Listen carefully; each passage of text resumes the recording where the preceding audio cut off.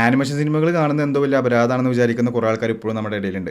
നിങ്ങൾക്ക് ഇടയിലൊക്കെ ഉണ്ടാവും നിങ്ങളുടെ ഫ്രണ്ട്സ് വലിയ വലിയ സിനിമാ പ്രേമികളായിരിക്കും. പക്ഷേ ആനിമേഷൻ സിനിമ വന്നാൽ കാണില്ല. അത് എന്താ കുട്ടികൾക്ക് വേണ്ടി ഉണ്ടാക്കിയതാണ്, അല്ലെങ്കിൽ കാർട്ടൂണാണ്, ഇത് നമ്മൾ കാണേണ്ട ആവശ്യമൊന്നുമില്ല എന്നൊക്കെ പറഞ്ഞ് ഒഴിവാക്കുന്ന ആൾക്കാരുണ്ട്. അവരോട് പറയാനുള്ള ഫസ്റ്റത്തെ കാര്യം എന്താണെന്ന് വെച്ചാൽ, ചില ആനിമേഷൻ സിനിമകൾ കണ്ടാൽ നിങ്ങൾ തന്നെ വിചാരിക്കും ഇതൊക്കെയാണോ അപ്പോൾ കുട്ടികൾക്ക് ഉണ്ടാക്കി വെച്ചിരിക്കുന്നത് എന്നൊക്കെ തോന്നിപ്പോവും. അങ്ങനത്തെ ആനിമേഷൻ സിനിമകളുണ്ട്. അതിനർത്ഥം ഇത് കുട്ടികൾക്ക് വേണ്ടി മാത്രം ഉണ്ടാക്കുന്നതല്ല.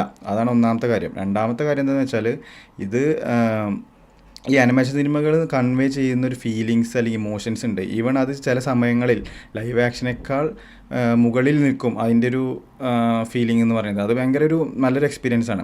നിങ്ങളത് കാണാതിരിക്കുന്നതിലൂടെ അത് മിസ്സ് ചെയ്യുകയാണ് ചെയ്യുന്നത്. അപ്പോൾ ഇതിലിപ്പോൾ ലോജിക്ക് നോക്കിയിട്ടൊന്നും കാര്യമില്ല. അപ്പോൾ ഞാനത് സജസ്റ്റ് ചെയ്യുമ്പോൾ കുറേ ആൾക്കാർ ഇതിൽ ലോജിക്കില്ല എന്നൊക്കെ പറഞ്ഞ് വന്ന് കണ്ടിട്ടുണ്ട്. ആനിമേഷൻ സിനിമയിലൊക്കെ ലോജിക്ക് നോക്കുക എന്ന് പറഞ്ഞാൽ അത് അത്രയും വലിയ മണ്ടത്തരമല്ല. കാരണം അതിൻ്റേതായ ലോകത്ത് നടക്കുന്ന അത് ആ ഒരു മൂഡിൽ ഇരുന്ന് വേണം കാണാൻ.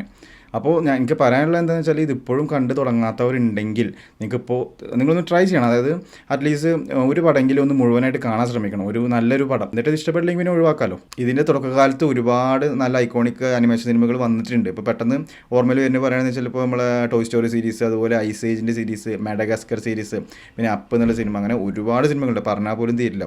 പക്ഷേ ആഫ്റ്റർ ഇയേഴ്സ്, അതായത് ഒരുപാട് വർഷങ്ങൾ കഴിഞ്ഞപ്പോൾ എല്ലാ ഇൻഡസ്ട്രിക്കും സംഭവിക്കുന്നത് പോലെ ഈ അനിമേഷൻ ഒരു മേഖലയ്ക്കും ഒരു സംഭവം സംഭവിച്ചു. അതായത് ആശയദാരിദ്ര്യം വന്നു. അതിനുശേഷം പിന്നെ ഒരുപാട് സിനിമകൾ, ഒരേപോലെയുള്ള സിനിമകൾ വരാൻ തുടങ്ങി. അതൊക്കെ ശരിയാണ്. പക്ഷേ അതിൻ്റെ ഇടയിലും ഒരുപാട് നല്ല നല്ല സിനിമകൾ വന്നിട്ടുണ്ട്. ചില സമയങ്ങളിൽ ഗ്രേറ്റസ്റ്റ് ഓഫ് ഓൾ ടൈംസ് എന്ന് വരെ പറയാൻ പറ്റുന്ന സിനിമകൾ വന്നിട്ടുണ്ട്.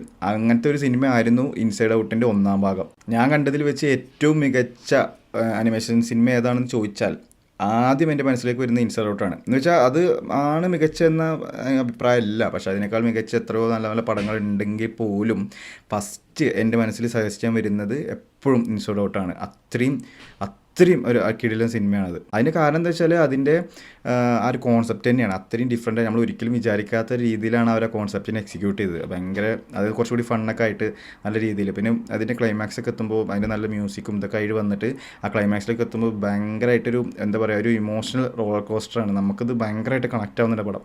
അപ്പോൾ ഞാൻ പറയുന്നത് വെച്ചാൽ അത് മസ്റ്റ് വാച്ചാണ്. ആ സിനിമ കണ്ടിട്ടില്ലാത്തവർ, അതായത് ഇപ്പോൾ ഞാൻ ഈ പറയാൻ പോകുന്ന ഇൻസൈഡ് ഔട്ട് 2 എന്ന സിനിമ കണ്ടിട്ടില്ലെങ്കിൽ പോലും നിങ്ങൾ ഇൻസൈഡ് ഔട്ട് പാർട്ട് 1 നിർബന്ധമായും കണ്ടിരിക്കണം.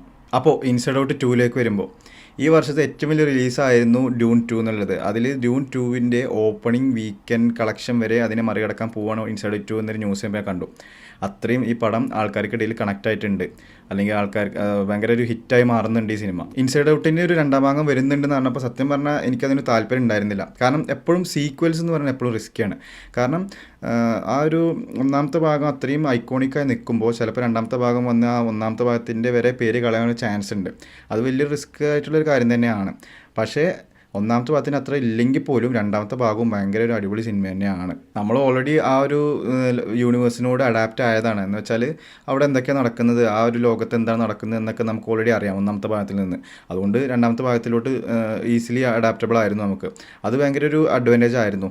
പിന്നെ അതിൽ ഇവർ അതിൻ്റെ ഒരു തുടർച്ചയായിട്ട് തന്നെ വരുന്നത്. അതിൽ കൂടുതൽ ബേസിക്കലി ഇത് ഇമോഷൻസ് വെച്ചിട്ടുള്ളൊരു സിനിമയാണല്ലോ. അപ്പോൾ പുതിയ പുതിയ ഇമോഷൻസ് എലമെൻറ്റ്സ് ഒക്കെ വന്ന് കയറുന്നുണ്ട് ഈ സിനിമയിൽ. അതൊക്കെ ഭയങ്കര അടിപൊളിയായിട്ടാണ് അവർ എക്സിക്യൂട്ട് ചെയ്തിരിക്കുന്നത്. അതായത് ഈ ഒരു കോൺസെപ്റ്റ് വെച്ചിട്ട് എന്തൊക്കെ ചെയ്യാൻ പറ്റുമോ അതൊക്കെ അവർ ചെയ്തിട്ടുണ്ട്. അതുകൊണ്ടൊക്കെയാണ് ഈ സിനിമ അടിപൊളിയായിട്ട് മാറുന്നത്. ചില കോൺസെപ്റ്റൊക്കെ ഇൻട്രൊഡ്യൂസ് ചെയ്യുമ്പോൾ ഭയങ്കര നമ്മൾ വണ്ടടിച്ചിരിക്കും, ഇവരിതെങ്ങനെ ആലോചിച്ചു. അതായത് സംഭവത്തിൽ നമ്മുടെ മുന്നിൽ തന്നെ ഉണ്ട് ഇതിൽ ഓരോ കോൺസെപ്റ്റും, പക്ഷെ ഇത് ആലോചിച്ചെടുത്തതാണ് അതിൽ ഒരു വാവ് ഫാക്ടർ എന്ന് പറയുന്നത്. ഇതിൽ പിന്നെ ഡോറ എന്നുള്ള കാർട്ടൂണൊക്കെ നൈസായിട്ട് ട്രോളുന്നുണ്ട്. അതൊക്കെ ഭയങ്കര അടിപൊളിയായിരുന്നു. പിന്നെ ഇതിൽ ക്ലൈമാക്സിലേക്ക് എത്തുമ്പോൾ ആ ഒരു ഇൻസൈഡ് ഔട്ട് പാർട്ട് 1 നമ്മുടെ ഐക്കോണിക് ആയിട്ടുള്ളൊരു BGM ഉണ്ട്. അത് നിങ്ങളൊക്കെ കേട്ടിട്ടുണ്ടാവും.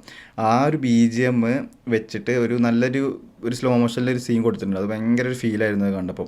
ഒരു പാർട്ട് 1 അത്ര ഇല്ലെങ്കിൽ പോലും ഇതും ഒരു നല്ലൊരു പടം തന്നെയാണ്. അത് ഒരു അറിയിച്ച വിജയം തന്നെയാണ് അതിന് കിട്ടിക്കൊണ്ടിരിക്കുന്നത്. ഇതിൻ്റെ ഡ്യൂറേഷൻ എന്ന് പറയുന്നത് വെറും 1.5 മണിക്കൂറേ ഉള്ളൂ. അപ്പോൾ തുടങ്ങുന്നൊന്നും തീരുന്നും അറിയില്ല, അത്രയും സ്പീഡിൽ ഇത് കഴിയും. അത്രയും എൻഗേജിങ് ആണ് ഈ സിനിമ. അതുകൊണ്ട് എല്ലാവരും ഇത് കാണാൻ ശ്രമിക്കുക.